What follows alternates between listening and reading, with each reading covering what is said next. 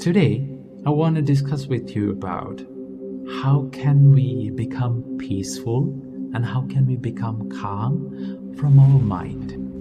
Now, we know that we are living in a world where we are constantly bombarded and constantly overloaded with information, with distractions, and all of the chaos. So what happens when we live in such an environment is we become so reactive and we tend to lose our peacefulness, we tend to lose our calmness in our mind. And then what happens is our frustration, stress, and depression builds in. So how can we deal with this? And what can we do to eliminate these distractions and this constant chatter in our mind and have a peaceful mind in the middle of chaos? So today, I'm going to share a few tips where you can practice in your daily life. And then you can, if you practice this, it will be a great help to find peacefulness and calm in the middle of all the chaos. So the first thing that you have to understand is calmness and peacefulness is not an outer source. It doesn't come from outer world, right? It can be found within.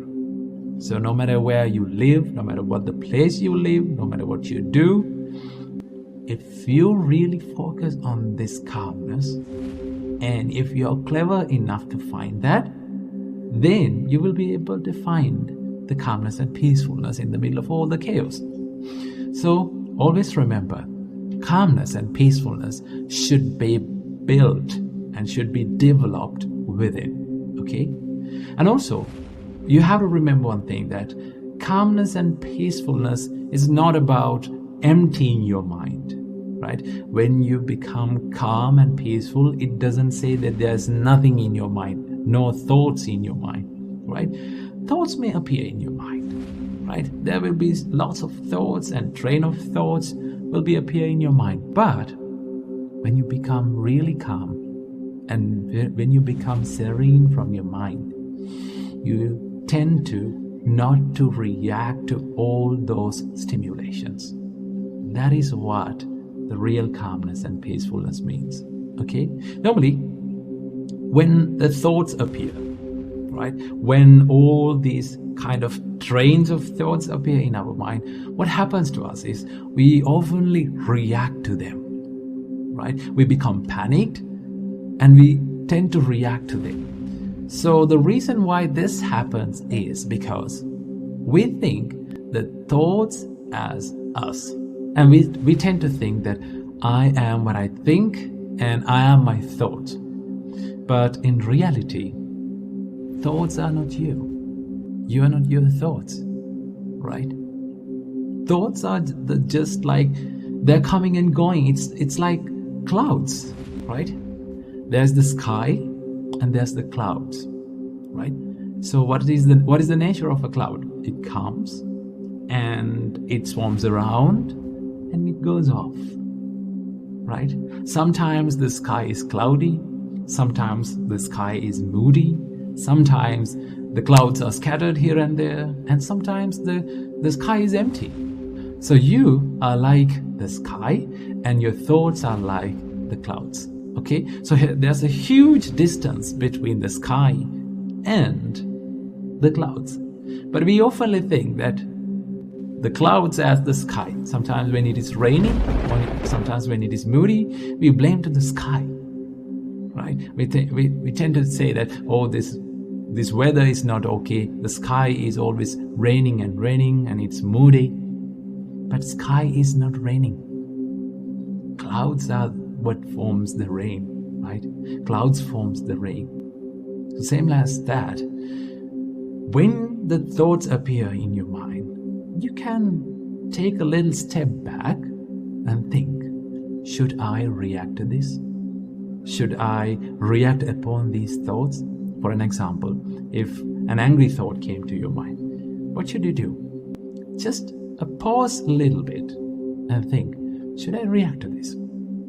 You can have a little bit of a time and think about it. Oh, this is anger. I should not react to this. This is jealousy. I should not react to this. Okay? It's okay to have thoughts in your mind, but if you want to be peaceful, you should not, and you should choose to not to react to those thoughts.